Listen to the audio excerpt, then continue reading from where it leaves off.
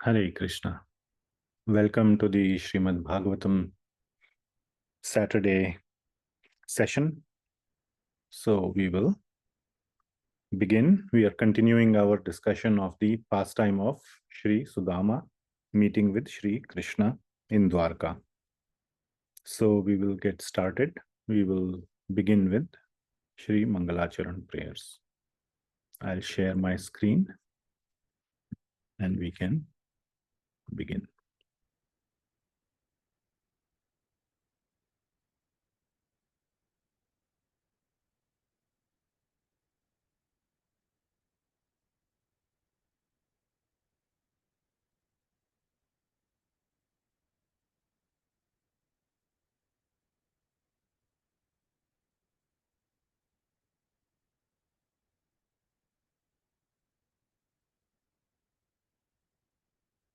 ॐ अज्ञानतिमिरान्धस्य ज्ञानाञ्जनशलाकया चक्षुरुन्मीलितं येन तस्मै श्रीगुरवे नमः। श्रीचैतन्यमनोभीष्टं स्थापितं येन भूतले स्वयं रूपः कदा मह्यं ददाति स्वपदान्तिकम्। वन्देऽहं श्रीगुरोः श्रीयुतः पदकमलं श्रीगुरून् वैष्णवांश्च श्रीरूपं साग्रजातं सहगण रघुनाथान्वितं तं सजीवम् साद्वैतं सावधूतं परिजन सहितं कृष्ण चैतन्य देवं श्रीराधा कृष्ण पादान् सहगण ललिता श्री विशाखान्वितांश्च नमः ओं विष्णुपादाय कृष्णप्रेष्ठाय भूतले श्रीमते भक्तिवेदांत स्वामिनिति नामिने नमस्ते सरस्वती देवे गौरवाणी प्रचारिणे निर्विशेष शून्यवादी पाश्चात्य देशतारिणे हे कृष्णा करुणा सिंधो दीनबंधो जगत्पते गोपेश गोपिका कांत राधा कांत नमोस्तुते तप्त कांचन गौरांगी राधे वृंदावनेश्वरी वृषभानुसुते देवी प्रणमामि हरिप्रिये वाञ्छकल्पतरुभ्यश्च कृपा सिन्धुभ्य एव च पतितानां पावनेभ्यो वैष्णवेभ्यो नमो नमः। जय श्री कृष्ण चैतन्य प्रभु नित्यानंद श्री अद्वैत गदाधर श्रीवासदि गौर भक्त वृंद हरे कृष्ण कृष्ण कृष्ण हरे हरे हरे राम राम राम हरे हरे। जगत गुरु श्रील प्रभुपाद की जय। Okay, I will share the invocation verses of Śrīmad-Bhāgavatam. And devotees, if you want, you can recite after me.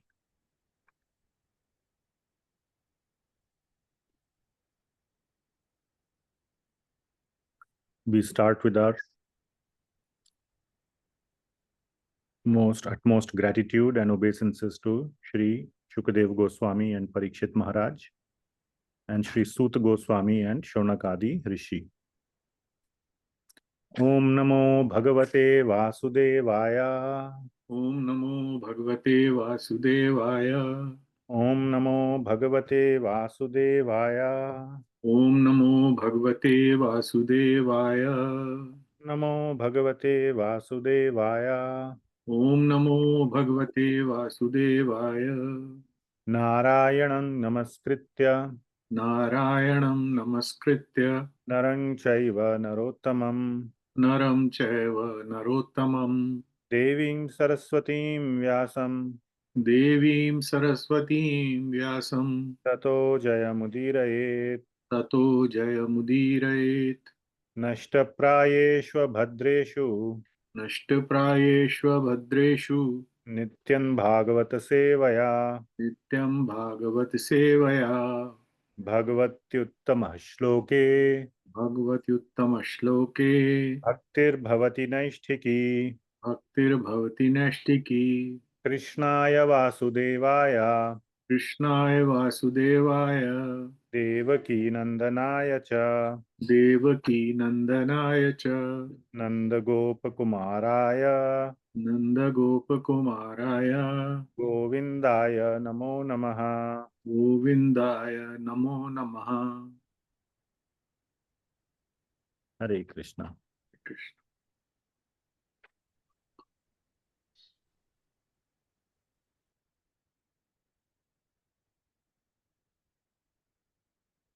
So we will begin our discussion today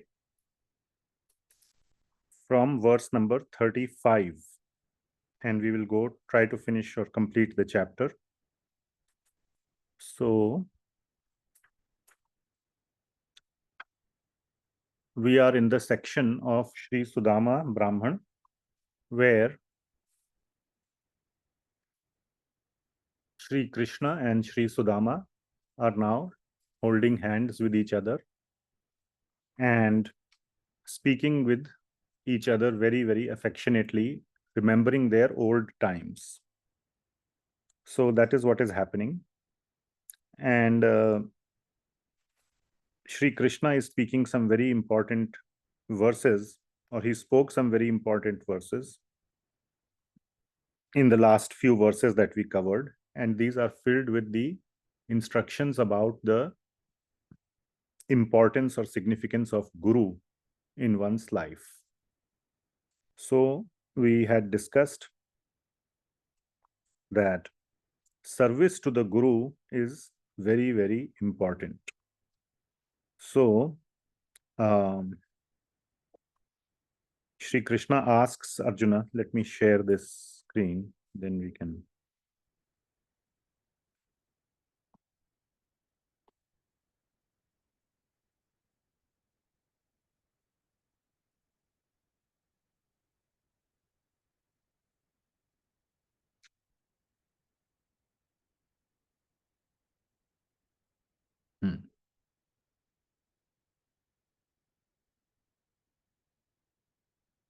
Yeah. So we had discussed, Sri Krishna is asking Sri Sudāmā ji that, do you remember how we lived together in our spiritual master's school in the Gurukula? Kaschid Gurukule Vasam Brahman Smarasi now Yataha. So do you smara, means do you remember our time in the Gurukul? And he says that when we were there, we learned so much from our Guru. Then when a twice born student has learned from his Guru all that is to be learned, then what he can do is tamasaha param ashnute. He attains something that is beyond the tamasa, beyond this material world, something that is spiritual. And then there were some very important verses saying that there are three types of Guru that were discussed. One is Mata Pita. So then the Guru that gives, so this is, we mentioned it here, then the Guru who gives Diksha, and then the Guru who ultimately gives Bhagavat Jnana, the knowledge of the absolute truth, which basically is the Bhajan Guru. He could be the same as the Diksha Guru. There is no there is no such thing that he has to be different, but he could be different as well. In the Varnashram system, sometimes Diksha is given by the Kul Guru or the family Guru, but he may not be giving the shiksha about the utmost purpose of human life, which is Krishna Prem. So that is obtained from, or the Guru that gives that shiksha is the most important in one's life. And that Guru, Sri Krishna is saying, he is as good as my own self. Yatha aham jnana do guru. That jnana which one gives, that highest jnana, is yatha aham, is just like me.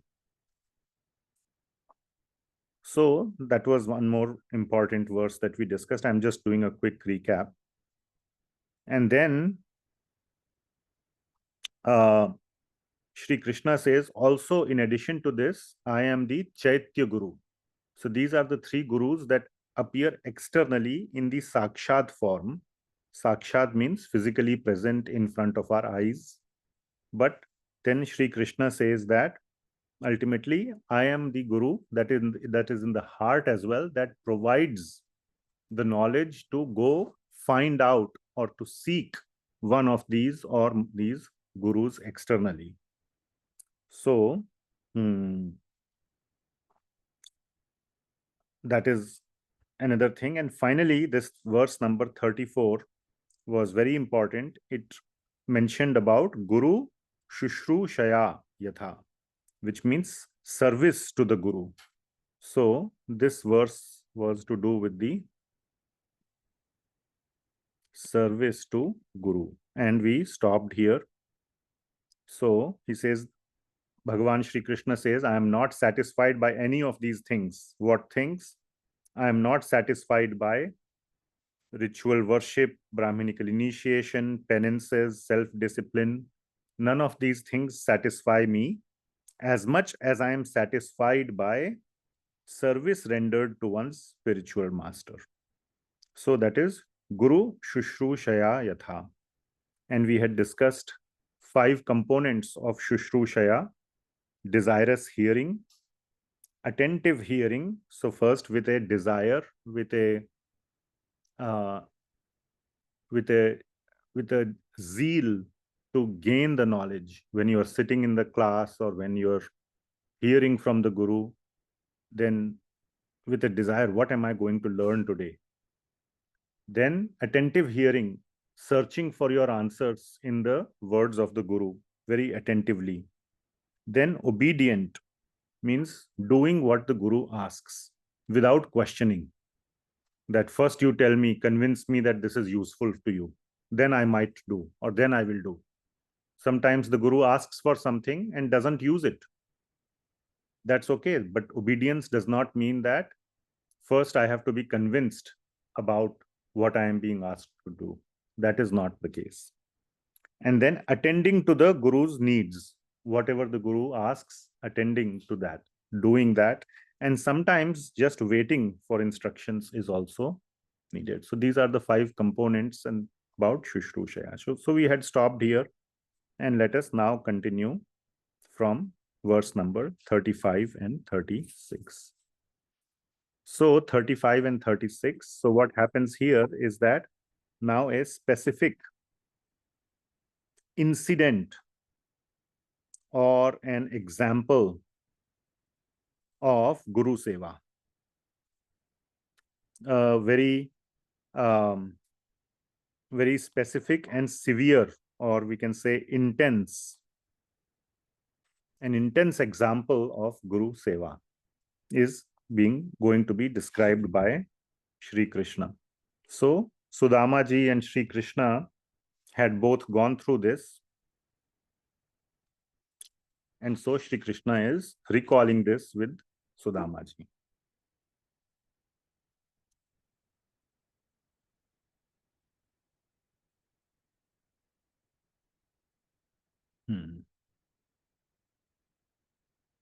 So this is a specific incident that is being recollected or recalled by Sri Krishna.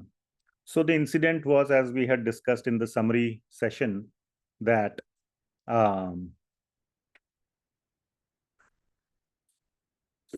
just here.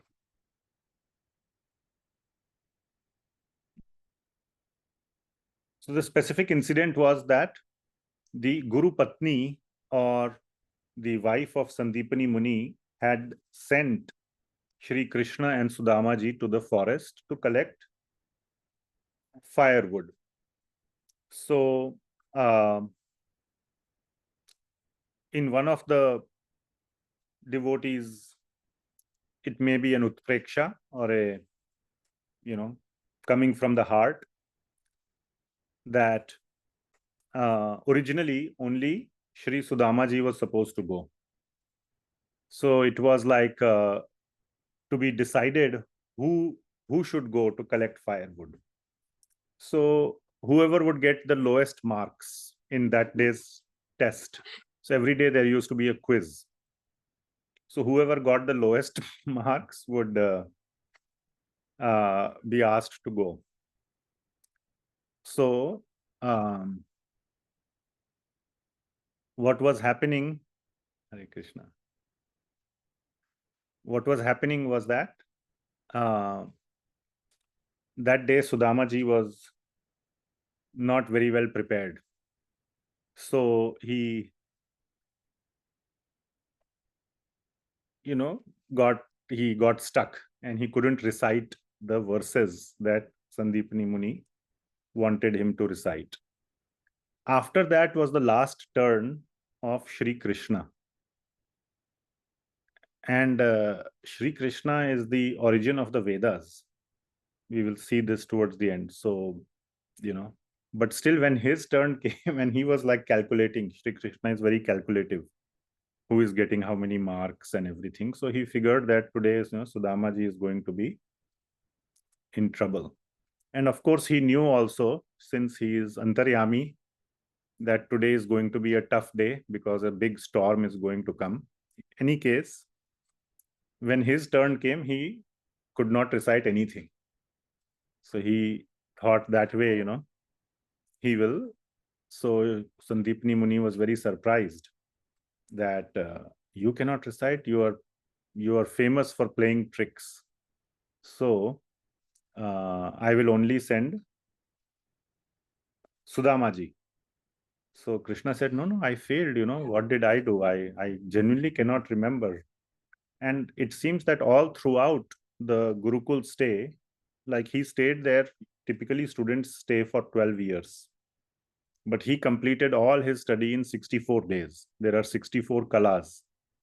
So he was learning things like, one per day, what you would learn one per semester, kind of. So it was very, very astonishing that he just was fumbling. So Sandipani Muni said that, okay, you both go to the forest. So that was Sri Krishna's plan, to accompany Sudama ji. Otherwise, only Sudama ji was going to go. Anyway, that is one narration by a devotee, very sweet, at least, as long as it is, there is no misalignment and it is sweet and increases our love for Krishna and his devotees, then it is acceptable. So then they go to the forest. So that is the incident that Sri Krishna will recollect with Sudama ji. That, do you remember this? Like when he's meeting old friends, he's recollecting these things. But we will see here that the aspect of Guru-seva will be very clearly shown in this incident. So let us see, these are two verses. Here is the 35th and 36th. Api nah smaryate brahman vrittam nivasatam guroh guru daraish cha uditanam indhan anayane kvachit. So api nah smaryate brahman. Do you remember? He's asking, my dear Brahman. So this first occurrence of Brahman. So please remember this. This is number one. He is saying, my dear. No, actually it has occurred. This is the third occurrence. I'm sorry. Let's see where it has occurred before. Nanu Artha Kovida Brahman. So this is the second occurrence. There is one more. Yeah, here. So you can see Kachid Gurukule Vasam Brahman Smarasi Now Yataha. So he's calling Sudama ji as Brahman. So who mentions here? I have written it.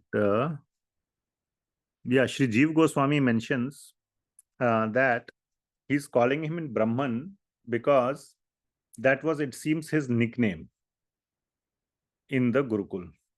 Now, believe it or not, in my college, there was a very close friend of mine. His name is Rajiv Sharma, but we all called him, his nickname was Pandit Ji. Among the group, he was one of the Brahmin, other were Guptas, I was Goyal and this and that, There was one Shukla Ji also, but actually there was a Mishra Ji also. So there were three of them, but somehow he got the name Pandit Ji. So the Sri Jiva Goswami mentions that Brahman was his nickname. That's why all the time he is mentioning that, Are Pandit Ji kaise hain aap? So like that. So this is actually not Brahman as like my dear Brahman, but this is more a expression of Sakhya Bhav. Instead of calling by the real name, you call by nickname. Okay. So that is the sweet part here. So Pandit ji, kind of, do you remember what we did? Vrittam nivasatam gurahum. What we did when we nivasatam gurahu at our Gurukul, when we lived in our Gurukul.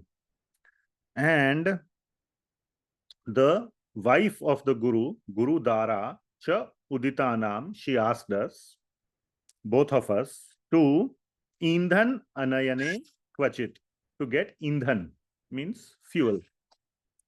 So, which is firewood. So, she had asked us to go get firewood from the forest.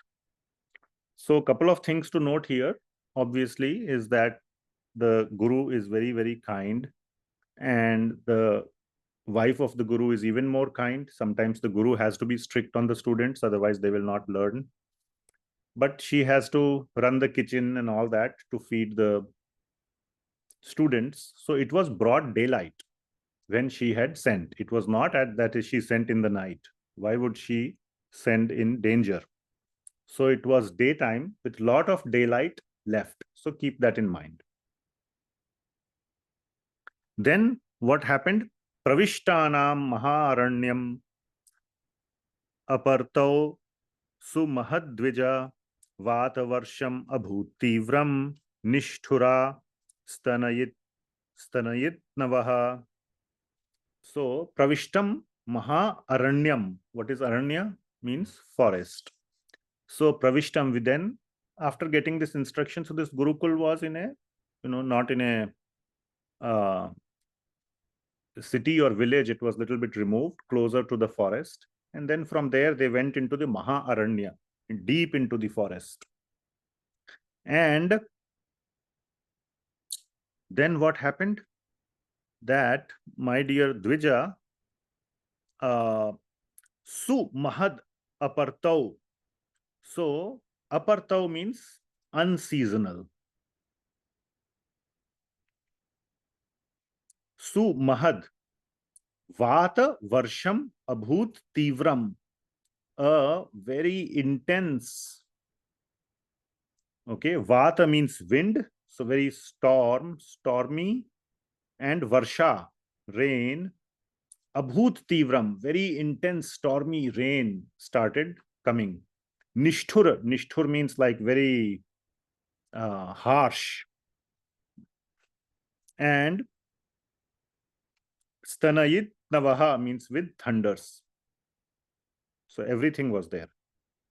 All the components were included. Rain, thunder, wind, harsh, all these things were there. But the point is it was unseasonal, which means that it occurred immediately. Remember those Texas floods that occurred a few months back? The children were camping or something, and out of nowhere, such a great storm came, and so many children got killed in that, some probably 20, 30, 100, whatever, big disaster. So it was unseasonal. So first point is that they were sent in the daytime. And then we will see in the next verse that the night, somewhere it will come that, tamasa cha avrita dishaha. So we will see that there, that from all directions darkness descended, which means the sun, actually the sun also. Suryas cha astam. The Surya asta ho gaya, Suryasta. So the sun was set, which means they had already spent a lot of time collecting the wood. Okay, they were not sent in the evening. They were sent in the early afternoon. They spent the whole time collecting the wood, and that as the time was approaching to come back, this thing happened. All right. Why I am telling all these things? There are certain, it will bring out the Guru-seva part of the whole point here is, as you can see, is Guru-seva. So this aspect of Guru-seva will become clear if you understand the sort of picture in your mind, picturize these events. So they spent the whole day collecting the wood, and as the night was approaching, suddenly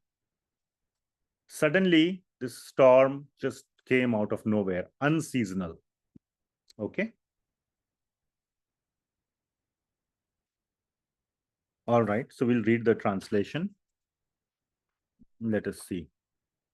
Makarand Prabhu, can you read this? Hare Krishna. O Brahman, do you remember what happened to us while we were living with our spiritual master? Once our Guru's wife sent us to fetch firewood, and after we entered the vast forest, O twice born one, an unseasonal storm arose, with fierce wind and rain and harsh thunder. Okay. So please picturize this in your mind. And then more descriptions are coming. So what are the more descriptions? Koi kasht nahi hai. Okay. Just be happy. Suryashastam gatastavat tamasa chavrita disha nimnam kulam jalamayam na pragyayata kinchana. So what also happened? Surya astam. So the Surya became the sunset. And then tamasa cha avrita dishaha. That from all directions darkness descended. Avrita, which means everything, all directions were covered. Avrita, where is Avrita come? Jnana karmadi anavritam. That jnana and karma, or that which is not covered by jnana and karma, is uttama bhakti. So avrita means not covered. Anavrita. Avrita means covered by. So all the directions became covered by darkness, tamasa. And now the plot thickens. More danger. There was water everywhere. Nimnam kulam jalamayam. So nimna means the low ground. And kulam means high ground. Jalamayam was all jalamaya, was all just filled with water. So I don't know if you have been in a flood. When we used to live in India, I have experienced some floods. But also in TV, sometimes you can imagine. And sometimes when you're walking in the snow, here in the US, there is snow. So there is snow everywhere. Every foot that you keep, what if it's a little, deep? Or, if you're walking on a road or a sidewalk, it's fine. But if you're like trekking in the wilderness in snow, it's very dangerous because you don't know whether you're putting your foot and there is how deep it is. You could just fall into the snow. It could be very deep because the snow just makes everything level. Hare Krishna. So similarly, the water makes everything level. 1 foot in the wrong place and you could just, fall down into the water, and then you have to swim, or if you don't know swimming, you have a risk of drowning. And if you know swimming, then you have to look for where to kind of settle your foot. And the waters were gushing. It's not still water like a swimming pool. So, it's not easy to maintain your balance in such a situation, like in those Texas floods. That's why so many people died. I'm sure many of you swimming. So it is a very, very dangerous situation. Na pragyata kinchana. One could not figure out where is high land or low land, or high ground, low ground. Everything was just, and in the forest, when the waters flow, these are some points from the commentaries also I'm mentioning. One of the things that was mentioned is that there was a dry river bed. Sometimes not like big rivers, which are perennial. Sometimes the rivers are not perennial. Only in the rainy season, they fill up. And then since this was after the rainy season, this was not the rainy season, unseasonal, it was said. So it was after the rainy season, which means the river's beds had dried up. But there are river beds, which means there are lower areas and higher areas. So, and they had crossed that riverbed. Now they have lost track. as to where the riverbed is. So they knew that there is danger. And they were carrying all the wood that they had collected. Okay. So this is the sort of the description. So this is further describing. So again, the point is that Hare Krishna Mataji, welcome. Prabhuji is also there. Acha, acha. Thank you. Thank you for blessing us with your presence. Thank you. Very happy to have Mataji. Hare nahi Mataji, it's a fortune to have you. Thank you. ठीक है. So we are discussing Sudama pastime. So we are discussing the portion where Sri Krishna and Sudama go to the forest. They are remembering the time when they went to the forest to collect wood, and then there was this big storm that came and they got trapped in the storm. So that is where we are. So all these things are the point being conveyed here is Guru-seva. Keep that in mind. And these things are enhancing the anxiety, isn't it?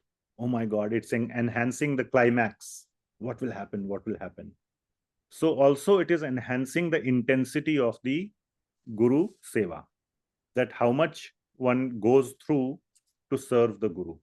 So that is the significance of all this. It's not just drama or just unnecessary like a movie, but the purpose is to understand or sort of get into that mood of danger and then realize that in that danger, how to serve the Guru.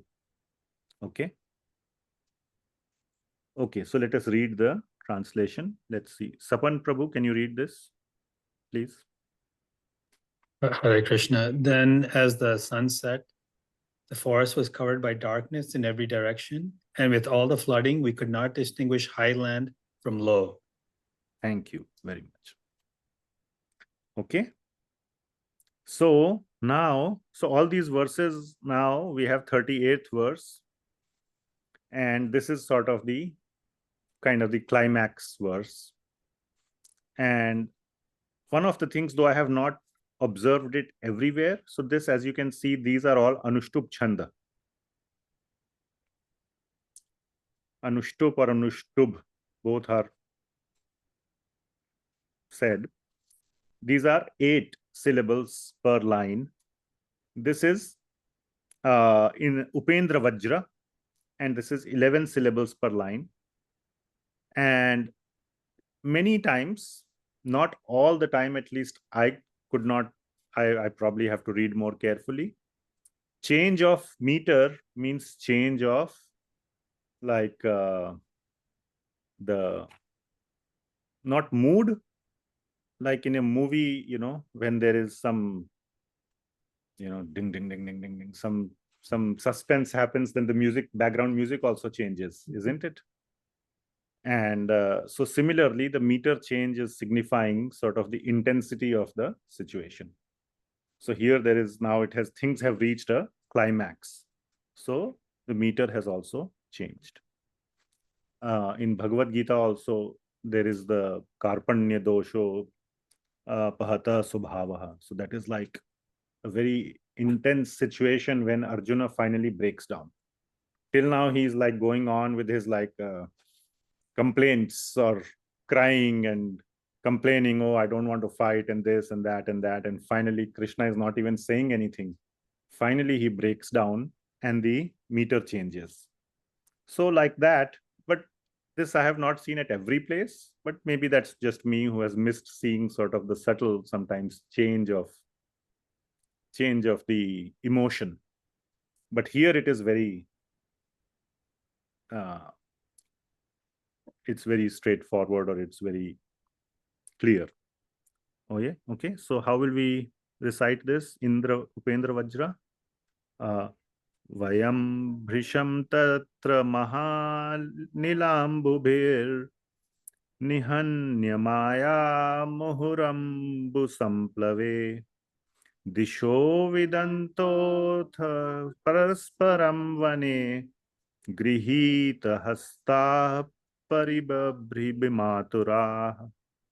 So then what did they do when all this thunder and lightning and rain and water everywhere, there was water, there was nowhere to go? What did they do? So vayam means we. Okay, so always remember vayam, we. What is you? You is yuyam. So always remember vayam and yuyam. So vayam means we, both of us. Bhrisham tatra mahanila ambudhi. So Mahanilambudhir means Maha-anila ambudhi, means the great. Anila means wind, and Ambu means, Ambudhir means actually an ocean, or like it's an ocean like, or great, too much water.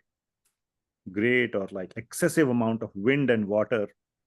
So we just sat there, or we were like just stranded in the great wind and water. And Nihanyamana mahur ambu samplave. And there was this continuous ambu samplave, means continuous flooding that was happening with very fast running waters everywhere, all around us. Disho avidanto. We had no sense of direction, because direction can be found out by, okay, we saw this, riverbed, or we saw this or that, or now everything is like, the whole scene has changed. It has become unrecognizable. So, disho avidanto. We lost track of which side we have to go, which direction we have to go. Atha parasparam vane. And what did they do in the one? Parasparam grihita hastha. We just held each other's hand tightly. We held each other's hand.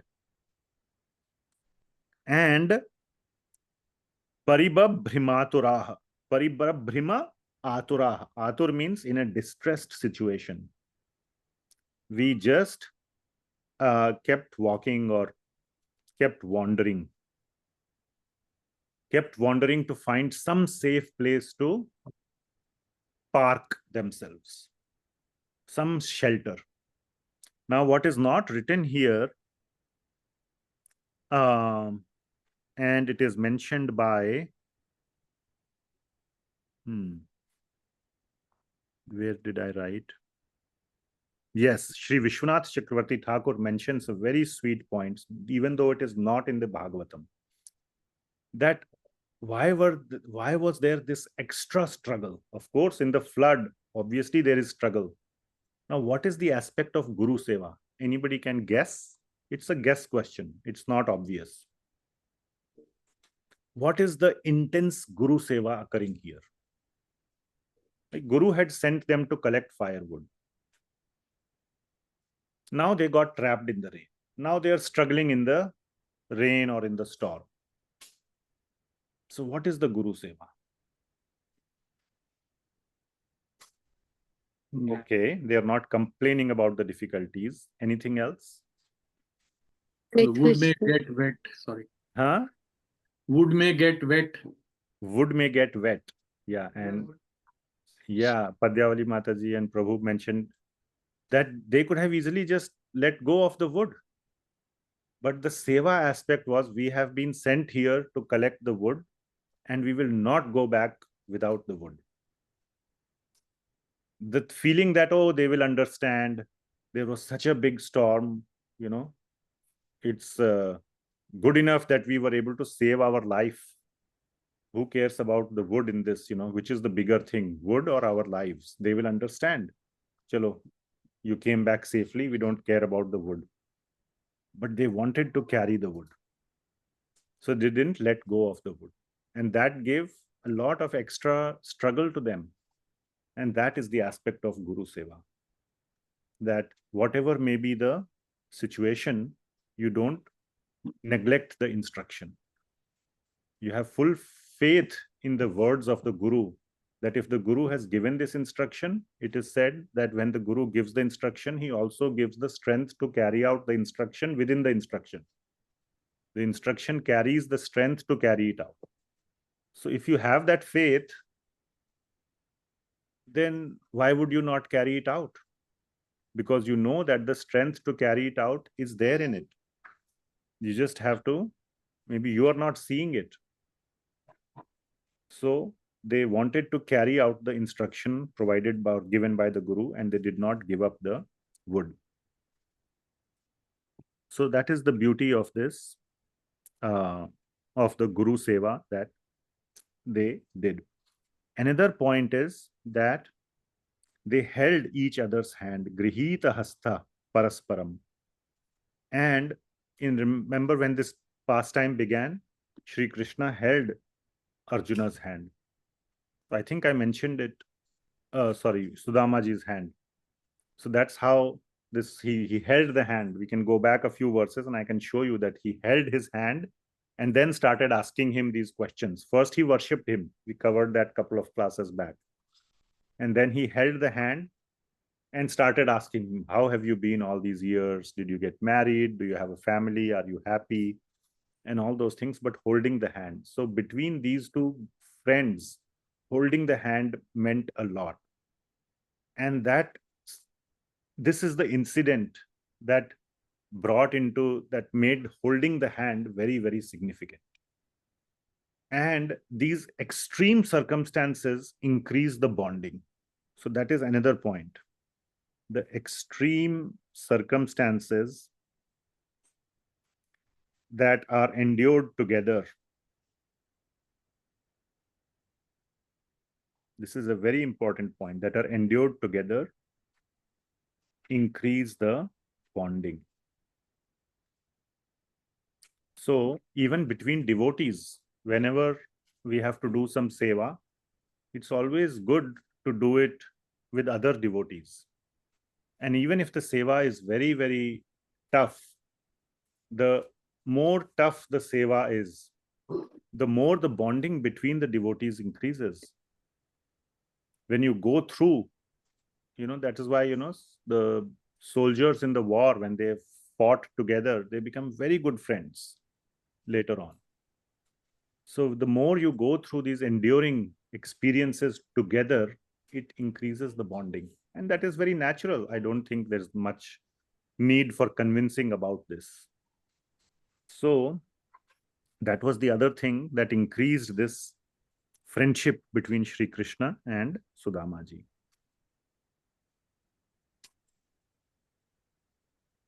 Yeah.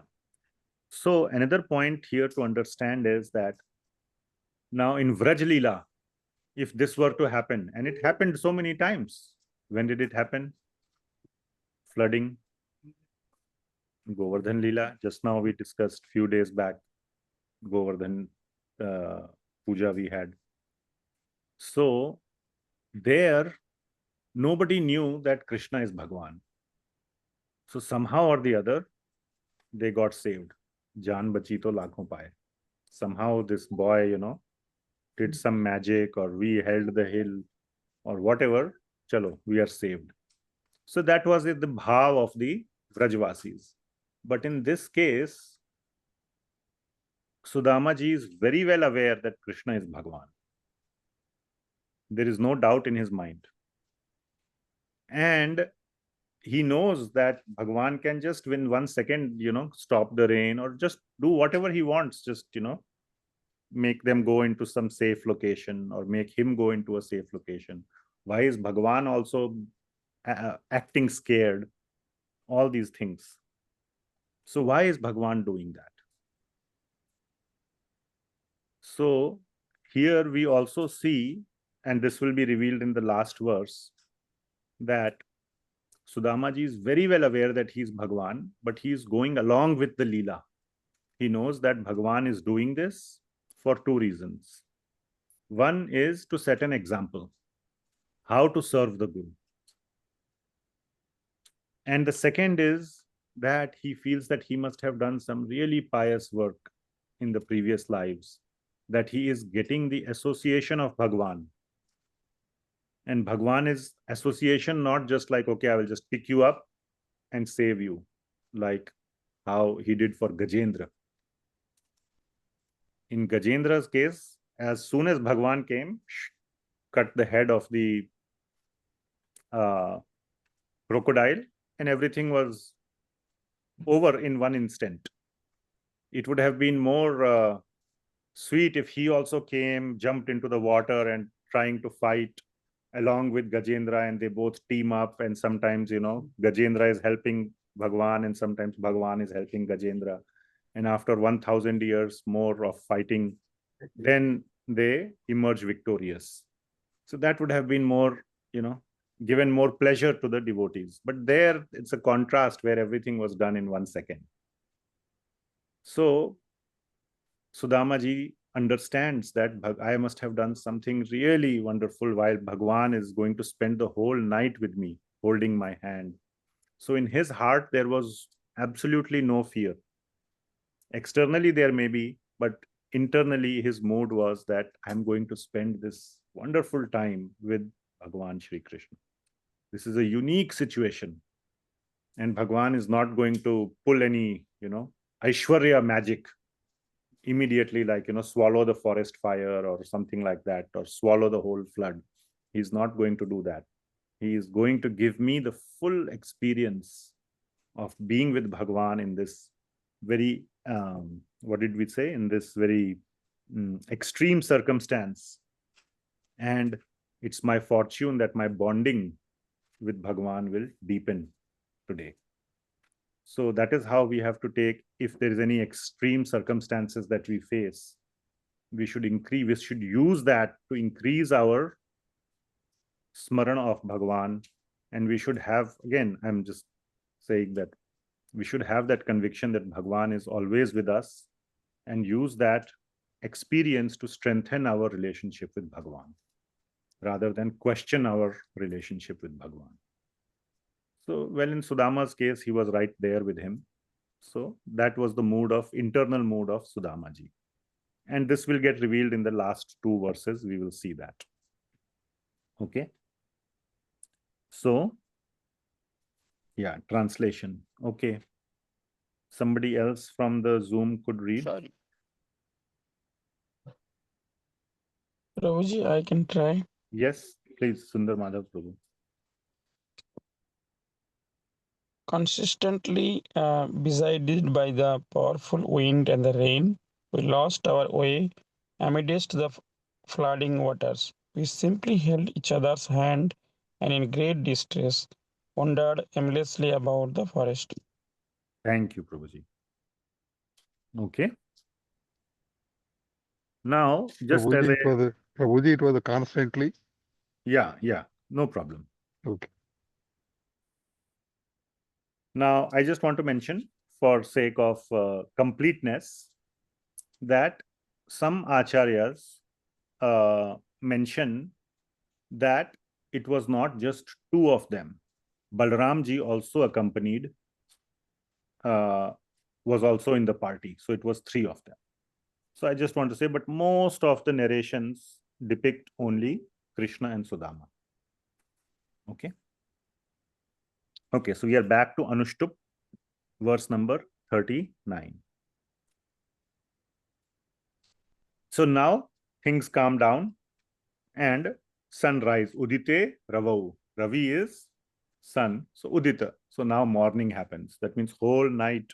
So remember, they came previous day when it was daytime. They collected the wood. Then the sunset, Suryasta. Whole night they spent like this. So it was one dark night, very, very tough. So, etad viditva udite ravau Sandipani guruhu anveshamano nah shishyan acharyo pashyad aturan. So, now Sandipani Muni was also on the other side, was very troubled. What is happening? What is happening to the boys? Now again, he is also troubled, but at the same time, he also knows that there is no reason to lament, because Bhagwan is there. He was in fact more concerned about, he was not concerned about either of them, because Bhagwan is there. So what is there to be concerned even about Sudama ji? So he was not concerned, but still externally he was concerned. Atur means he was very, no, not him, but he saw us in distress, but etad viditva udite. So, knowing this about, he knew what was going on in the, the weather was so bad. When the sun rose, Sandipani Muni, or who's the Guru, Anveshamano means he came searching for his disciples, for his shishyas. Acharyo Pashyad Aturan, and he found his two disciples in a very distressed situation. Okay, so he found them in a very distressed situation, and he was very, very grief-stricken or very sad on seeing them. So, one thing to note here is that, so this shows us, and this verse and the next two verses are spoken by Sandipani Muni, and it shows us that the mood of the Guru. So we saw Guru-seva so far, how intensely and with so much danger they undertook to serve their Guru. Now the mood of the Guru towards the disciples, very, very compassionate. So extremely compassionate towards the disciples. So this is the mood of the Guru. Very, very compassionate. So when he saw them, so let us see this next verse, then I can discuss more. So again, let's read this translation. Someone else? Shri Murari Prabhu, can you read? Yes, Prabhuji. Next. Our Guru Sandipani, understanding our predicament, set out after sunrise to search for us, his disciples, and found us in distress. And then we see his heart or his emotions in this verse, 40th verse. Aho he putraka yuyam asmadarthe ati dukkhitah atmavai praninam preshthas tam anadritya matparah. So what is he calling? Aho, first of all, aho means like alas, or he's feeling so sad. And he says, He putraka yuyam. Yuyam means again you both. So my dear children, putrakam, my dear children. So first of all, the Guru treats his disciples just like their own child, and feels very compassionate, very sad when the disciple undergoes some distress. And then he says, Asmad arthe ati dukkhitah, that you have suffered so much dukkha for asmad arthe, for my artha, for my sake. For my sake, you have undergone so much distress. And he found them with the wood. Said, my God, why did you, you could have left it somewhere and you could have been safer. Why were you holding on to it? And he says, Atma vai praninam preshthas, that the body here, Atma, is being referred to as the body or the union of Atma with body. Means Atma within the body. Death means Atma leaves the body. So holding on to the Atma, that's what it means. Holding on to your prana is so dear, is preshthas, is so dear for everyone. Which means one's life is so dear for everyone, yet tam anadritya. Adritya, adar means to respect. Anadar, or to have regard. Anadritya means disregard. You disregarded your life. Mat parah. We have seen this word many times in Bhagavad Gita. Mat parah means the devotees are mat parah to Bhagavan, which means they are completely devoted.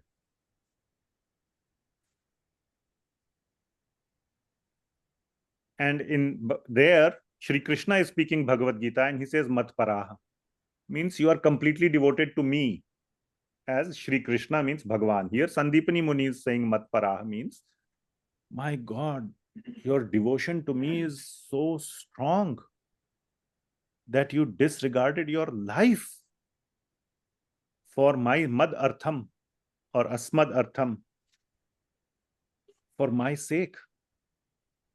Hats off to your devotion to me, to your Guru, that you risked your life for my sake. That is the point. So he is so moved by the sewa of his disciples, how much they risked for the Guru. So the points to be understood are, Guru obviously gives spiritual instructions. That is the purpose. But in a Gurukul scenario, this is more relevant, but this applies to Guru in general. Because Guru is supposed to be the one who can see things from a different lens. Not only a lens of the spiritual lens, that would be spiritual instruction, but also from the lens of wisdom. Because Guru, Shastra not only teaches spiritual aspects, but also teaches about, hey, what is a wise thing to do in some material situations. So the Guru is looking from a very, very elevated lens of the Shastra, and is giving instructions, or is giving, some kind of is caring for the disciples in all kinds of ways. So that is to be understood from here, that Guru is very compassionate and very caring for the disciples, not just for their soul, even for their body. Sometimes we think that, Guru is only, for spiritual care. And sometimes Guru may also think, I don't know, I don't want to read into any Guru's minds or mindset.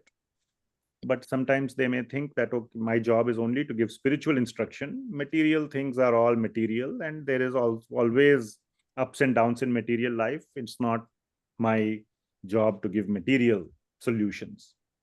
But a real Guru also gives, when needed, some material solutions or material care, as we can see here.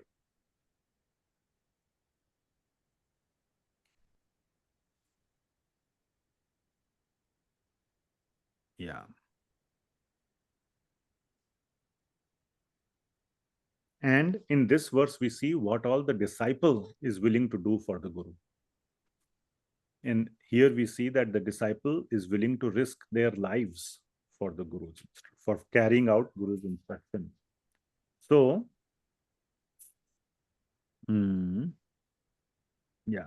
So basically the point is, nothing should be off the table in terms of serving the Guru. And we discussed this last time. Why is service to the Guru so important that one should even give up their life, be willing to give up their life?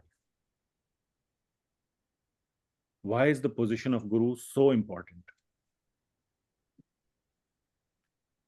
So we had discussed that the position of Guru is so important that one's life is also a small payment, or a small remuneration, or a small exchange to serve the Guru. It is because the Guru can deliver us from multiple future births.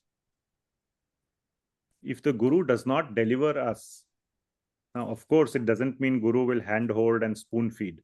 So that is a whole different topic. The disciple also has to be, in this whole discussion, it's not about a disciple who is twiddling his thumbs and just expecting to be spoon-fed. Then that is a substandard disciple. Here the disciple is one who is eager, shushrushaya, remember, attentive hearing, desirous hearing, obedient means following the instructions. All that is assumed in this discussion, that the disciple is a top quality disciple, high class, good quality. So for such a disciple, the Guru has the ability to deliver him from zillions and trillions of future births. If that does not occur, you will have a million zillion deaths more just by the cycle of life. So what is it to give one life to serve the Guru?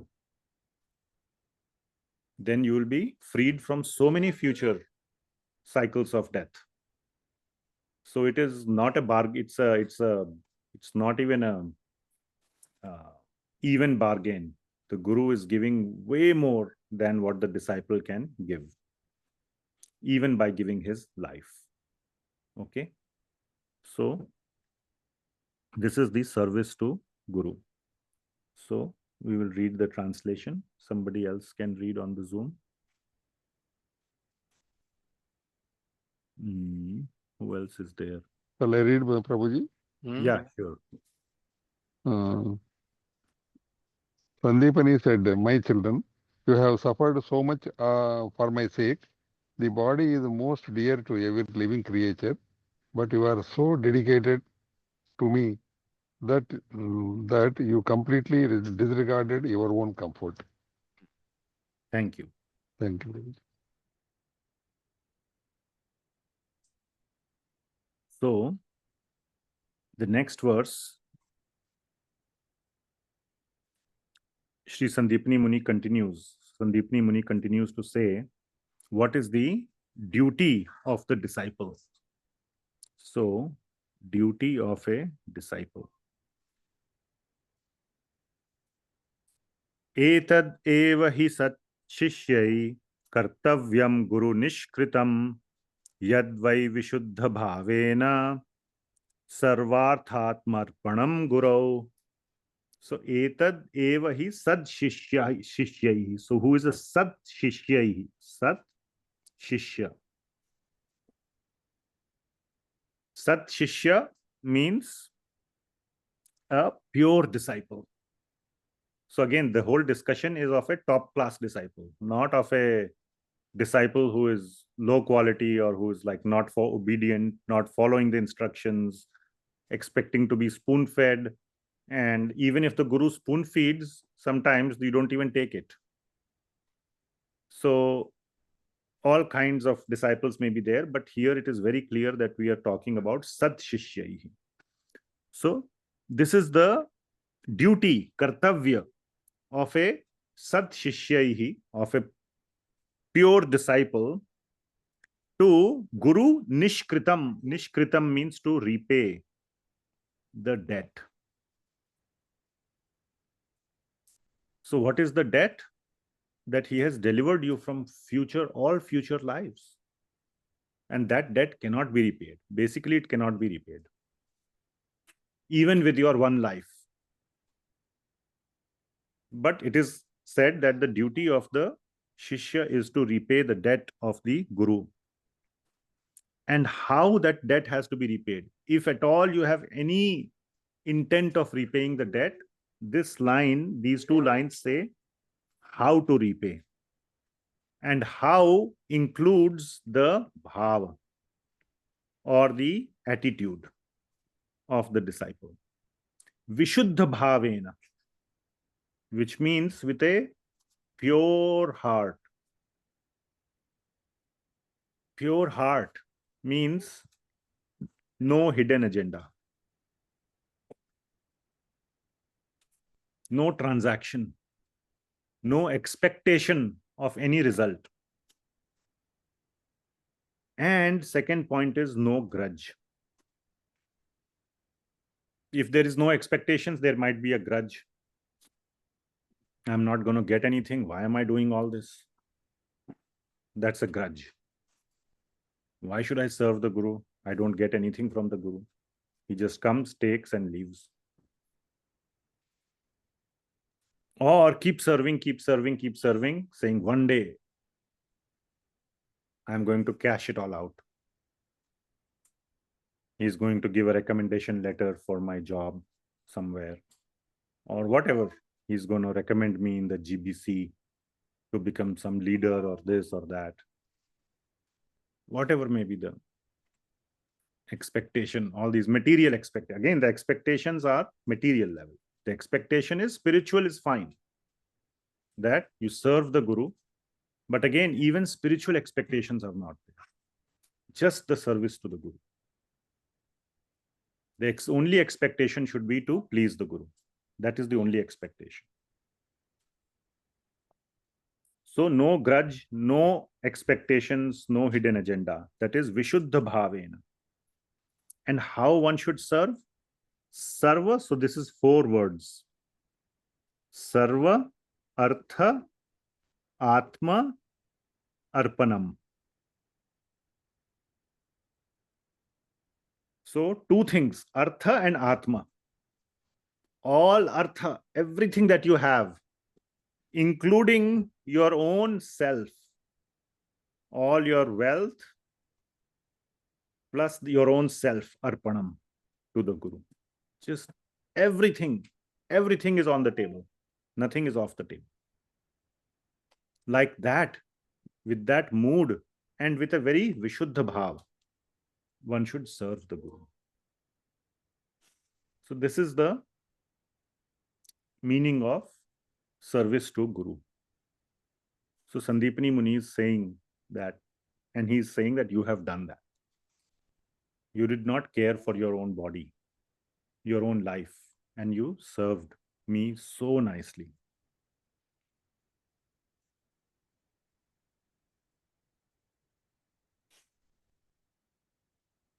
Yeah. So let's read the translation here. Somebody else who has not read on the Zoom. Meera Mataji, can you? Hare Krishna Prabhuji. This indeed is the duty of all true disciples, to repay the debt to their spiritual master by offering him with pure hearts their wealth and even their very lives. Thank you. And it's not that, like I was saying, Guru expects any of these things or is in need of these things. This should be the readiness of the disciple to be ready to give. And here, it's not that the Guru wants it. Show me whether you can give me your life. I will send you to collect wood when there is thunder happening. The Guru did not send them when he knew that it was going to happen in the rainy season or something. It was unseasonal rain. It was daylight. And they were just supposed to come back.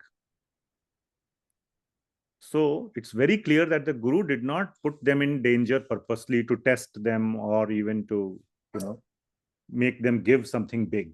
The Guru asks only for just basic maintenance if needed.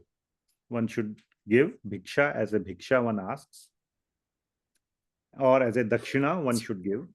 But the point is that the readiness should be there if the circumstances are like that. Okay. Karuna. Please be muted.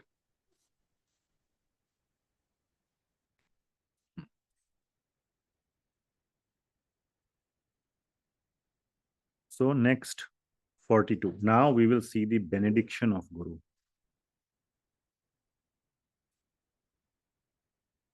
What happens when you please the Guru? With this Vishuddha Bhavena, with this pure heart, when you serve the Guru's heart swells and he gives everything to the disciples. He also does not hold back. So let us see what Sri Sandipani Muni says to Sri Krishna and Sudāmā ji. Tushtoham bho dvija shrestha satyah santu manoratha chandasya ayatayamani bhavantva iha paratracha. So first line itself says Tushto aham bho dvija shrestha. Tushto aham, I am completely satisfied by your service, my dear Dvija Shrestha, the best among Brahmanas.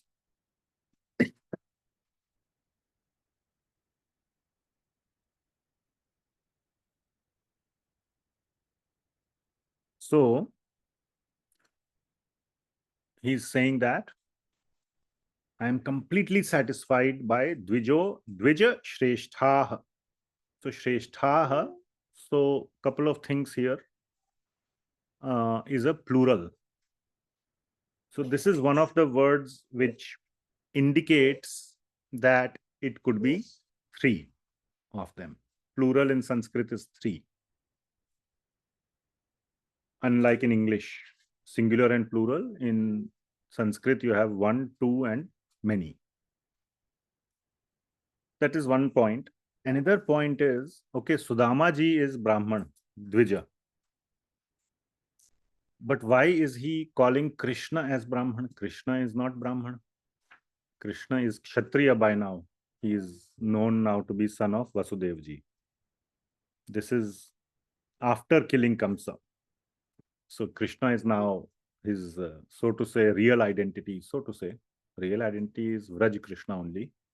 But just, from the external standpoint, we can say real identity is son of Vasudev, who is Kshatriya. So why anyway he's calling Brahman? Because Sandipani Muni is aware that he is Bhagwan.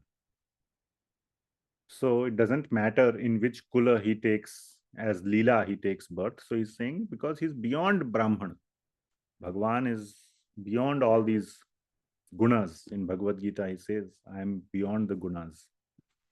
So Brahman, Kshatriya, Vaishya, Shudra are all product of the gunas. Chaturvarnem maya shishtam guna karma vibhagashaha. So these are all product of gunas. But Sri Krishna is guna atita, beyond the gunas. He's spiritual. So still he calls them. So that is why he's calling them Dvija, because for Sudama ji he is Brahman. For Krishna he is beyond a Brahman. But he says, Tushto aham. This is the important part. I'm completely satisfied. And Satyah Santu Manoratha. So Satyah Santu Manoratha. Whatever your Manoratha is, may it come true. Such a wonderful benediction. But that's not enough. Let all your Manorath come true. And then he says, Chandasya ayata yamani. So, Chandasya or Chandamsya. So, all the Vedic knowledge, this means. So, Vedas are known as the Chandas as well. So, all the Vedic knowledge. So, primarily what one gets from a guru is Vedic knowledge. But we forget. So, Yata Yama. Yata Yama means it becomes like, it begins to fade. Like it becomes stale and finally it disappears. So basically it's a gradual disappearance that is called Yatayama. So may your Vedic knowledge be ayatayama. Means be crystal clear always. May it never fade. So many things, I myself, ask me 2 months later what we discussed in Sudama, even though I have prepared so much, I have made all these notes and given this class. 2 months later, Arey, what did we speak in Sudama? I will not remember. So knowledge fades. So he is getting the benediction, may your knowledge never fade. And bhavantu, may that happen, iha paratracha. So what did I say? What does iha mean always? In all Puranas and Bhagavad Gita, everywhere iha means in this world. And paratra means in the next world or in your next life. So basically in all your future lives. So may this Vedic knowledge stay with you in this life and all future lives. What a wonderful benediction. So whatever you have learned, may that always be crystal clear in your heart, in your hearts. So this is the benediction that Sandipani Muni is giving. So this is what one can get by doing sincere sewa to Guru. isn't it?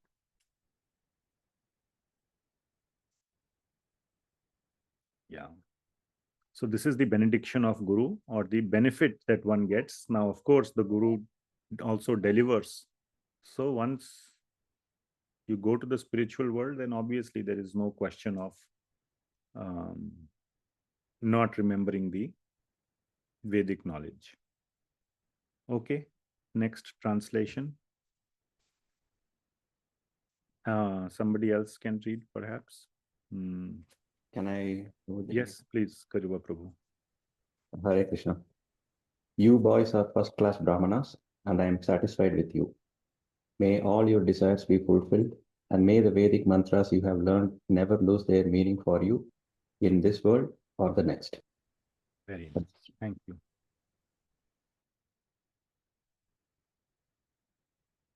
And now comes another nice point in the 43rd verse.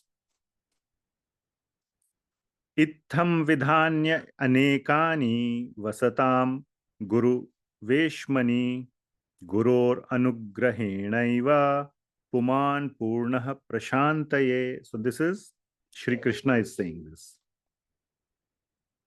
Though it's not said here that Shri Bhagavan Uvacha, but that is the meaning. So Sri Krishna said this verse. What did he say? Itham vidhanya anekani, like this. Many. So this was just one of the instances. It's not like this one night you endure and then you get this great benediction of never forgetting. It's not just like, it's not so cheap. So anekani, this like this, so many vasatam guru veshmani, that when we were living in the home of the Guru, in the Gurukul, many instances like this happened of opportunities to serve the Guru. So this was not a one-time affair. You know, what do you say? One time done and now no more you need to do. No, they kept on doing it continuously, the sewa to the Guru. So the service to Guru is a continuous act. And by Guror Anugrahenaiva, by the Anugraha. What does Anugraha mean? By the mercy or the blessings or the Ashirvad, by the auspices of the Guru, by the Anugraha of the Guru. Guror Anugraha Eva. Eva means only or certainly. Certainly by the Anugraha of the Guru, Puman Purnaha Prashantaye, that one can get complete success. Prashantaye means complete peace or complete success. So in this whole episode, Guru-seva is emphasized very strongly. And this started whole thing with Gurus. From Guru, or towards the Guru, you have to do Shushrushaha, to serve the Guru. So, and this is a clear, long example that Sri Krishna gives about serving the Guru. And he also says this is not the only instance. This is one of many instances where we served our Guru in so many different ways. And by the mercy of the Guru, once you do service, one gets complete success.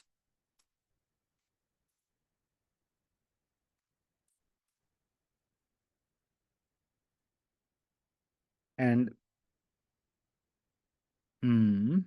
so where is the,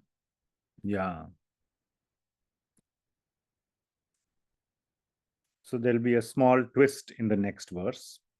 So I will just show it here. Here it says, so here Sri Brahman Uvacha. Now Sudama ji begins to reply to this, where he says Deva Deva Jagat Guru. Okay, so the unique situation of Sudama ji was that he was serving two Gurus. So he got extra benediction. He was not just serving Sandipani Muni, who is the Guru, but he is also serving Jagat Guru, who is Sri Krishna. So he had the benediction or the fortune of serving two gurus at the same time, and so he got extra success. So Sri Brahmanas, okay, translation, did we read this one? I don't think we read. Okay, somebody else? I think we covered everybody on the phone, on the Zoom. Prabhuji, can you read this? Lord Krishna continued. We had similar experiences when the ways which master a person can see life's purpose and Very nice. Thank you. So second last verse of the chapter. Sri Brahmaṇa Uvacha Kim asmabhir anirvrittam deva deva jagat guru bhavata satya kamena yesham vaso gurorabhut. So Sudama ji replied. So he says basically, do you remember this incident? Like that he's asked. Krishna asked Sudama ji. Before that he had asked, what did you do after you paid the Guru Dakshina? Or you remember that discussion where you gave the Guru Dakshina? Means basically when you completed your Brahmachari life and went into, did you go into Grihastha life? Did you find a suitable wife? Did you, and how is your married life going? Like that, Krishna asked so many questions to Sudama ji. So Sudama ji is answering all these questions. So he says, Kim asmabhir anirvrittam. What did we not? Kim asmabhir anirvrittam means not achieve. So Kim, what asmabhir, by us, all the students. Now he is not referring to just himself, to the other students of the Gurukul. What did we not achieve? Deva Deva Jagat Guru. Because we were with you. Just by being with you, we achieved everything. Basically, that is the point. That simply by being with you, all success is achieved. What else is there left to achieve than to have had the fortune of being with you in the Gurukul? So just by being with you in the Gurukul itself is the definition of complete success and all achievement. With bhavata satya kamena, all our satya kamena means the spiritual desires. So all our spiritual desires, yesham vaso gurorabhut, that in the living with our Guru, satya kamena, all our spiritual desires were fulfilled. So here he is, of course, referring to the Gurukul, but our acaryas, and who mentions this, Sri Jiva Goswami mentions, he mentioned specifically Jagat Guru to indicate that it is not only that he was living in the ashram of Sandipani Muni, in that Gurukul as Sandipani Muni, but he was also living with Jagat Guru. So what success remains to be achieved? Just because we were living here itself means we have achieved everything. And this is also the answer to all of Sri Krishna's questions. Did you marry? Did you find a good wife? So you can say, okay, one checkbox. So if you have a list of items to be successful, have a good wife, good children, money, wealth, this. So he answered everything. Yes, all boxes are checked. All success has been achieved because we were with you. Being with you, already checked all boxes. No need to ask, was this box checked? Was this box checked? Was this box checked? So Sudama ji very expertly answers Sri Krishna's questions. That yes, everything is successful. Because for Sudama ji, the definition of success is Krishna's association. Okay, translation. So we can read here. Mataji, can you?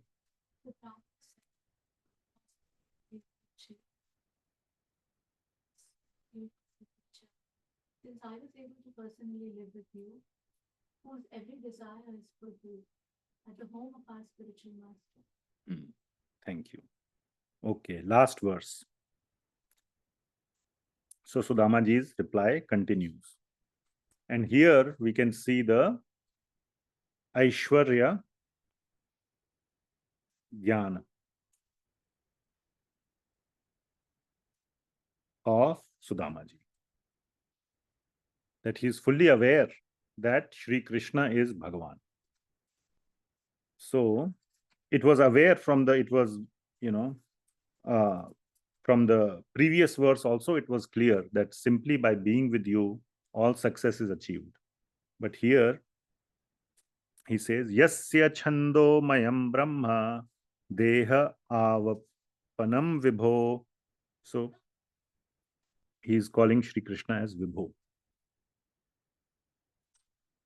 Shreyasam tasya gurushu vaso atyanta vidambanam. So he says that Yasya chando mayam brahma deha avapanam vibho. So basically that whose body is made up of the Vedas. The Vedas originate from whose body? So he's saying, Sri Krishna, you are the one from whom all the Vedas originate. You are the Param Brahma. You are the absolute truth. And you are Vibhu, the Supreme Lord. So he's clearly addressing Sri Krishna in this way. Shreyasam tasya gurushu. That and this, all this is providing Shreyasa. So this is basically the continuation of the previous sentence. Tasya gurushu vaso atyanta vidambanam. The fact that you accepted a guru, the absolute truth, the supreme Bhagavan, to accept a guru as if he has something left to learn, and to live in the home of a guru, and to basically act as a disciple is atyanta vidambanam, is just extremely puzzling. Like, why are you even doing it? What's the need? So basically, Sri Sudama ji is saying that when we were there, we all felt like, what are you doing? But our acaryas say that Sri Sudama ji is fully aware that Sri Krishna is doing it for Loka Sangraha, to set an example for the people that everybody should accept a guru. Accepting a guru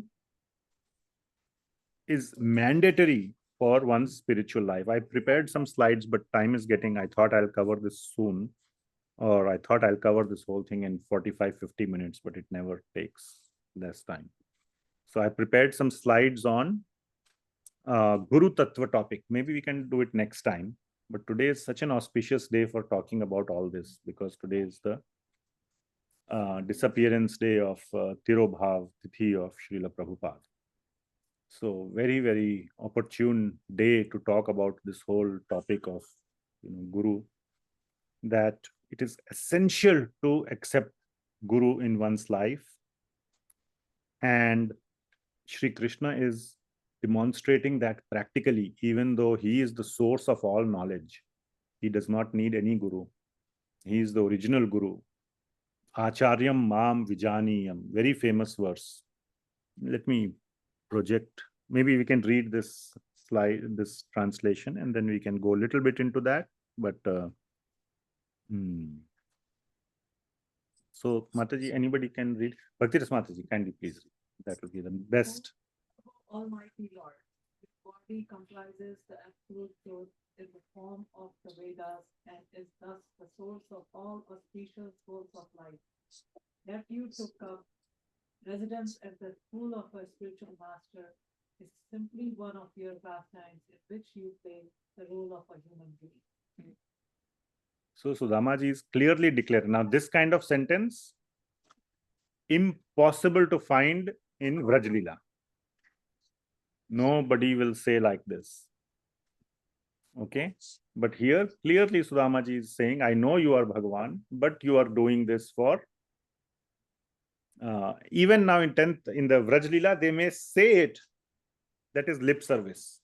immediately they will dismiss it. No, I was wrong. I take it back. Like we say, I take back what I said. They will take it back. So they have these doubts, but they take it back. And the Aishwarya Gyan Shunyata predominates over Aishwarya Gyan Pradhanta. But here it's full Aishwarya Gyan Pradhanta. He is fully aware that he is Bhagavan, and he also is seeing him play like a human or act like a human, play the role of a human. And he knows the reason is Loka Sangraha, to set an example for the people. So that is the completion of this chapter.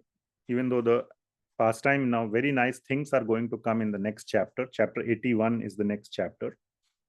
So 2 chapters for Sudama ji's pastime. And in the next chapter, we will see that sweet exchange between when Sri Krishna asks, well, what gift did you bring? And then he snatches the rice, chivda, tandula.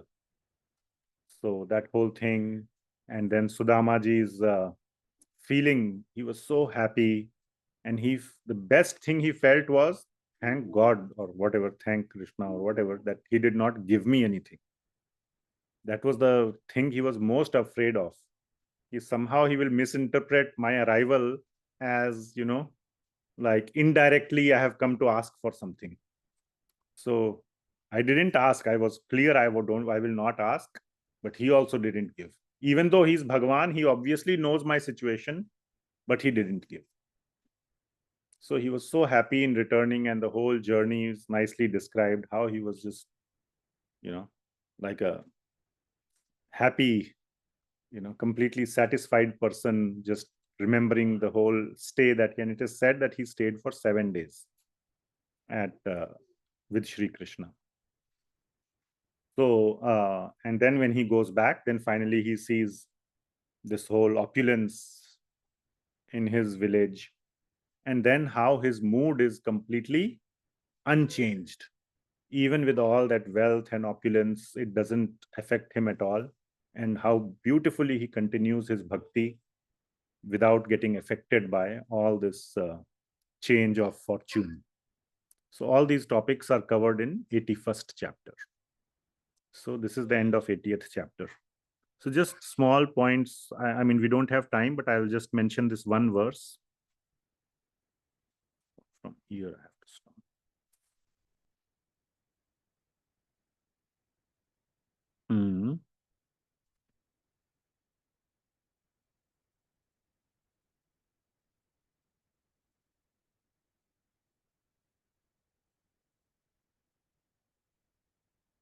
Yeah, I made some slides on Sri Guru Tattva.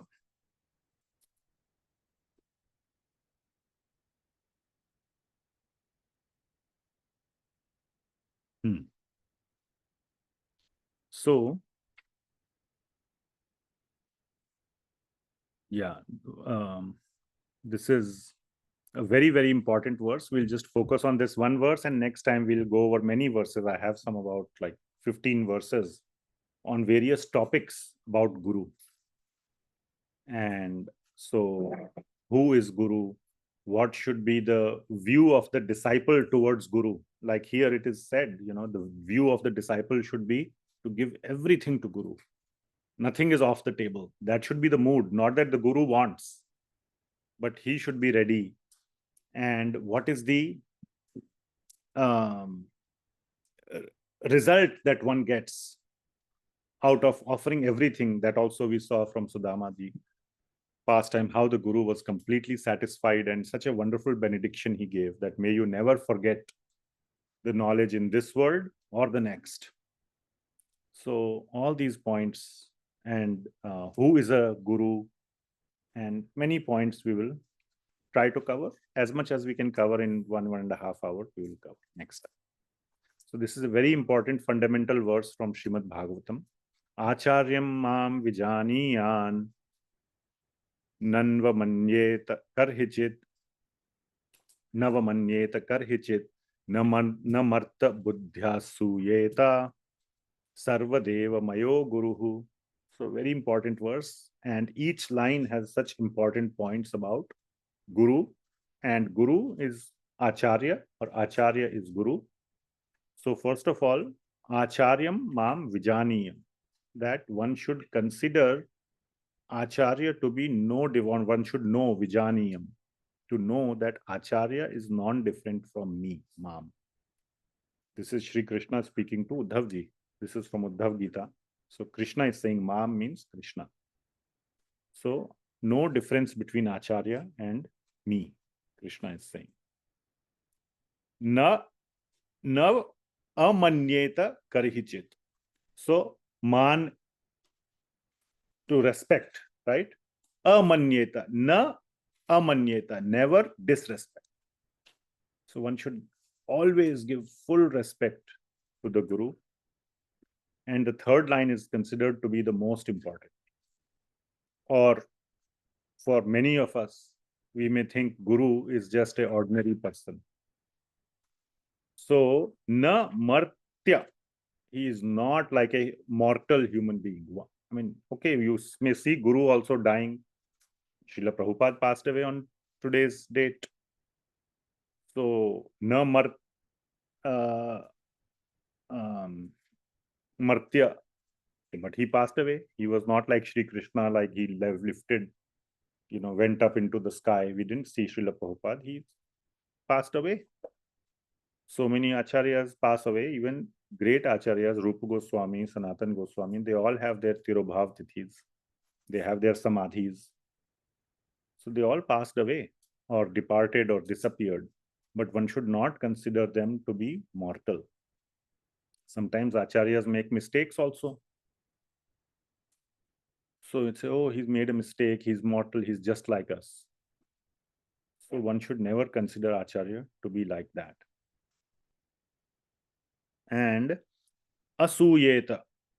Asuyeta means never be envious of him. Arey, he's getting so many nice things to eat. Whenever we are getting khichdi, he is getting paneer and gulab jamun and all these things. So why double standards? Every day he gets Raj Bhog, we get khichdi. We get khichdi. Or anything like, anything, any feeling like that. In yatra, when you go, we say, oh, he is getting so much royal treatment. He gets prasadam at 12 o'clock. We have to stand in 2 hours in the line. Why he also cannot stand in line? Huh? All this Western way of thinking, CEO and bottom level employee, they both have to, everybody has a 6x6 cube. This was the first thing that was told to me as one of the great things. Wow, CEO also sits in a cube, you also get same size cube. I felt very happy, Bahut tagda laga tha. Nice. Not nice about my 6x6, nice about his 6x6. Par dukha sukhi.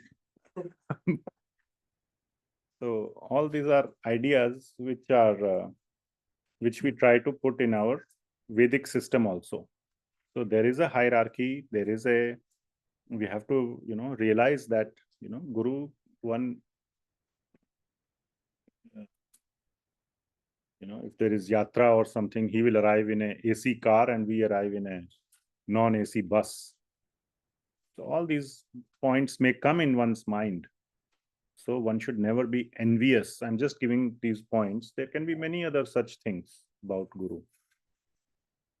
Sarva Deva Mayo Guru. All Devas reside in the Guru. He's Deva Maya. Sarva Deva Maya. So he has the essence of all Devas in him. So the translation is, one should know the Acharya as myself and never disrespect him in any way. One should not envy him, thinking him an ordinary man, for he is the representative of all the demigods. So this is the position of Acharya and Guru. Of course, the Guru also has to be qualified to this level. Just getting a title of Guru is also not enough. So accepting the title of Guru also has to be done very carefully. Sometimes somebody may take on the title for name, fame, prestige, for these things, that, oh, I'll have so many disciples, then I'll be, my career is made.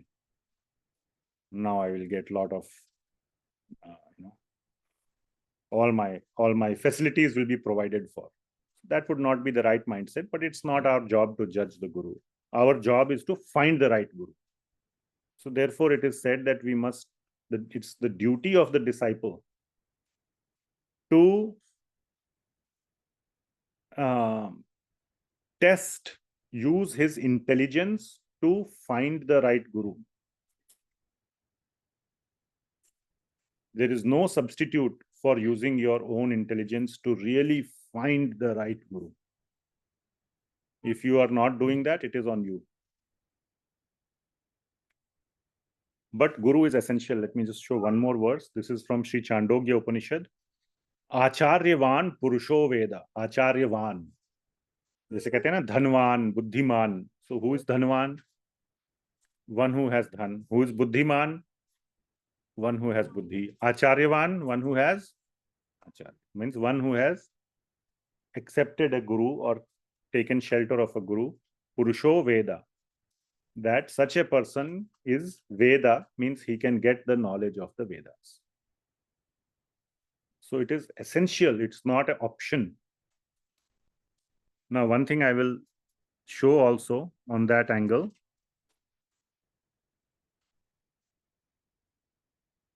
This is a document that was sent many, many years ago by my spiritual master to his group of disciples, and I have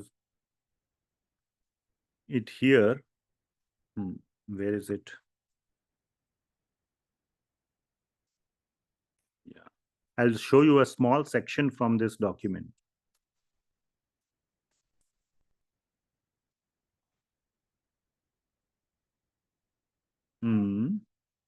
Where is the share screen?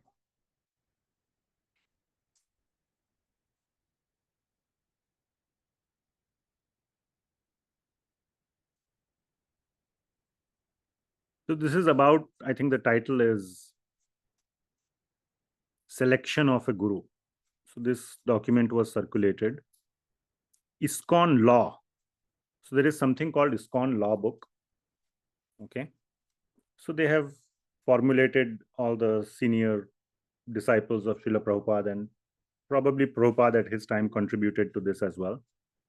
But it is clearly written here, it is the personal responsibility of the candidates for initiation to correctly choose by the exercise, in asterisks, by the exercise of their own intelligence, a particular devotee as a spiritual master.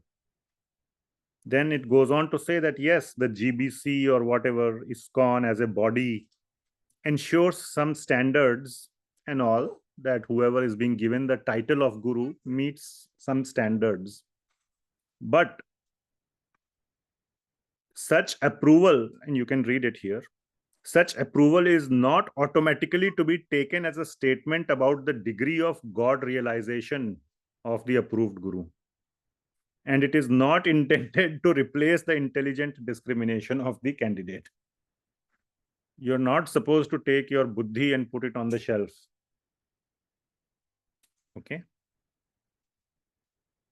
So, of course, the Guru has to be of the standard that he can deliver. He has to have God realization, and he should have the capacity to take the disciple to Bhagavan. That also was written somewhere. Yeah. Yeah, see this line. Candidates for initiation should accept initiation from a spiritual master only after developing firm and mature faith in that devotee and in his ability to take them back to Godhead.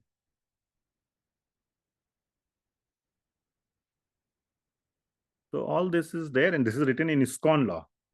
I mean, this is written in Shastra also, but I was happy to see that there were no words minced in stating it in black and white. Okay. Okay, we'll do more discussion on, or more, I'll share more on Guru Tattva next time. It's already 6:48. Any comments or questions or discussion? Kindly. Hare Krishna, I was just thinking that the Sudama Brahmaṇa, when he was asked why he led the Grihastha lifestyle, he was saying, I was doing it to set an example. And then it was interesting that he couldn't see the same realization with Krishna when he was asking him why he was in the Gurukul. So you're saying that he could not see the same realization, or he saw the same realization? He could not, because he per the verse we were just. Last verse says that, no, that he is fully realizing that Krishna playing this role of coming into the Gurukul and all is a atyanta vidambanam. Okay. And what it means, atyanta vidambanam, it's not like he's just puzzled as to why. Okay. That is a way of saying that it's puzzling, but I don't know the answer. That's one option.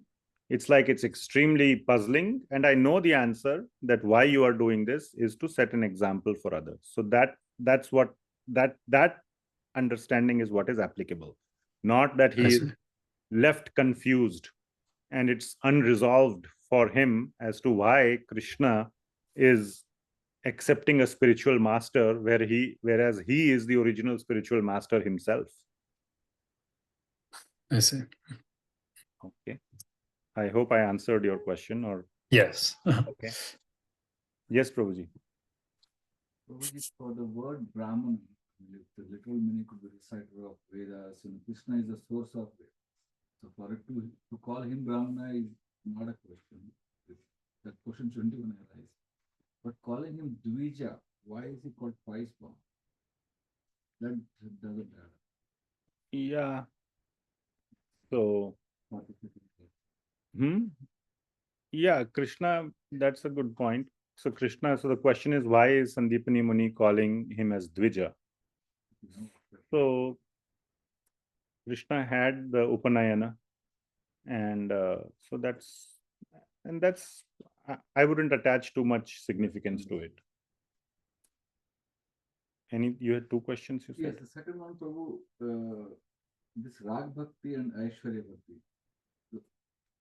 One is Aishwarya Gyan, the other is? Aishwarya Pradhan and Aishwarya Shunya, you can say, or Aishwarya and Naratva, but that is not the distinction between Raga and Vaidhi. So, but go ahead. Or that is the subtle difference at one level. So what is your question? My question was, I think if those are the extremities, there should be something more descriptive of a devotee's understanding or mood, like Sampurna Gyan or something. I mean, for Sudama's knowledge about Krishna and branding him as Aishwarya Gyan seems unjustified, because he knows he's absolute truth, and for Sudama to think that Krishna has all the wealth or possessor of all the wealth, it's a little belittling to Sudama's conscience at the time, their relationship and what he knows about Krishna, like it said in the last verse, right? So why is it belittling to Sudama ji? Aishwarya Gyan is like wealth or opulence. Or opulence or all power. He is Bhagwan. He is the possessor of the 6 primary bhagas. No, that is correct. But Aishwarya Gyan, that word is not justified, is what I think. Why? Aishwarya Gyan means you know about his godliness, that he is Bhagwan. So whoever knows that he is Bhagwan, now he may choose to do certain things for a certain reason, and you accept that. That is Sudama ji's mood. That yes, he is choosing to suffer the whole night in the rain. That is fine. Even the great person, even Elon Musk, can travel in a sleeper class compartment, even though he can buy the whole train. But that's his choice. One would be very surprised, why is this guy doing this?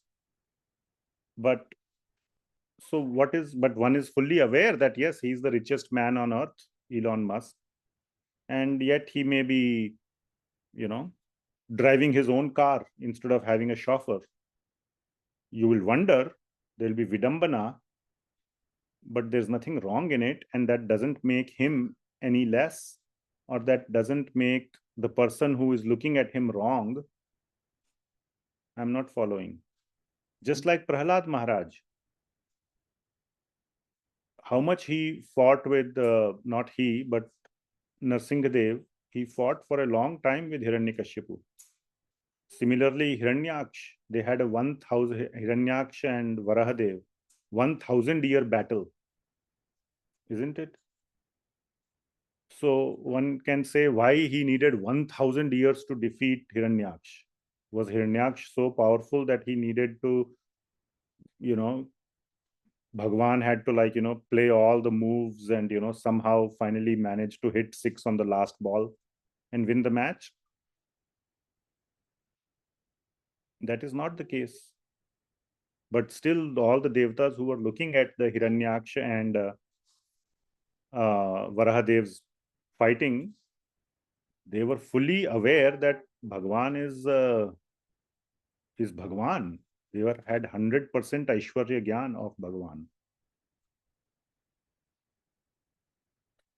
So, yeah. So there's no belittling. Unless you can clarify or put more clarity to what you're saying, there is no belittling here. If we have time. So probably for Brijvasis, I'm talking from a devotee standpoint. Brijvasis are eternal. What kind of devotees? Very important. Yes, both are devotees, but what? They are devotees. They're eternal associates. Brajvasis. Brajvasis. Yes. Eternal. They had no clue Krishna was God. Yes. And their devotional. Yes, that's topmost devotees. We get all that, and I agree with all that. Mm-hmm. But from our standpoint, to conceptualize, Krishna, for me, I don't visualize Krishna as, opulent or Aishwarya. I still, one of the Raganuga moods. Okay. Right? That may be you. That may be you. Okay. There are others who look at Sri Krishna in Dwarka as, full of opulence. There he is holding Shankh Chakra Gada Padma. He has 4 hands. Right. But for Sudama, okay, why is Aishwarya Gyan being said? Sudama. Why it is being said? It's just that he knows that he is Bhagavan. But he does not. Bhakti can be done with full Aishwarya Gyan. Because in Bhakti, you don't expect anything of the Aishwarya of Bhagavan. Bhakti means prema. And you can have pure love even for the great God. Why not? You can love the janitor working at Tesla, or one can have very loving, again, and I don't want, it's not about Elon Musk's or whatever. I'm just taking because he's happens to be the richest guy or whatever. We know both. Everybody knows Elon Musk. So one can have a lot of love for the janitor also, but similarly, one can have just love for that person who is the CEO or the boss of Tesla. It doesn't matter what their bank balance is. You're loving the person and you have absolutely nothing to do with what they possess. You're just having love for the person. But if somebody asks you, who do you love? You'll say Elon Musk. Do you know how much his bank balance? Yes, I know. Not that I want it, not that I love him because of it, or not that I have anything to do with that. So that is Shuddha Bhakti. So Shuddha Bhakti can be done in Aishwarya Bhava or in Naratva Bhava, both. That's why in Sri Bhakti Rasamrita Sindhu, it is said that there are 2 paths to Bhava Bhakti and Prema Bhakti, Vaidhi and Raga. And Raga is defined as in the Vraj mood, and Vaidhi is Aishwarya Pradhan. Both can lead to Bhava and Prema. And Prema means that's the highest level. highest. Now, of course, we are not going to compare the love of Prahlad Maharaj with the love of Radharani, Srimati Radharani, or the gopis, or the love of Mother Devaki with the love of Mother Yashoda. Now, they are the two. One is Aishwarya Pradhan. Devaki is fully aware, Mother Devaki, that he is Bhagavan. She saw him in the jail. And Mother Yashoda is completely clueless about his Aishwarya. So we are not going to do that. There's no point in doing comparison, but both are Prema Bhaktas. So it is very much possible, but not that Devaki has anything to do with Bhagavan's Aishwarya. Yeah. All right. We'll stop here. Thank you very much. Śrīmad-Bhāgavatam ki jai, Jagat Guru Srila Prabhupada ki jai. So we will now, outside the Zoom, after the class is over, we'll sing some bhajan for Srila Prabhupada. Okay. We can share. So I wanted to also, yeah.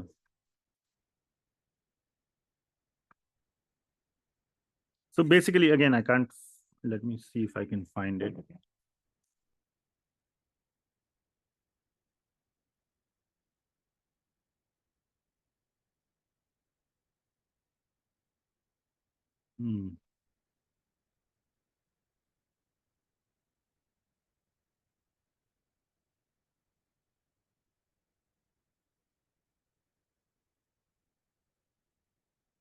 I can't find it right now.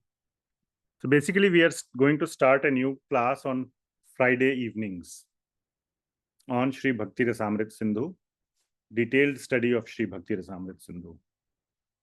So this is different from Bhakti Shastri class. Bhakti Shastri class will be separate. So this will be a detailed version on Sri Bhakti Rasamrit Sindhu. So we'll do that study on Friday. Next week onwards. Yes. Yeah.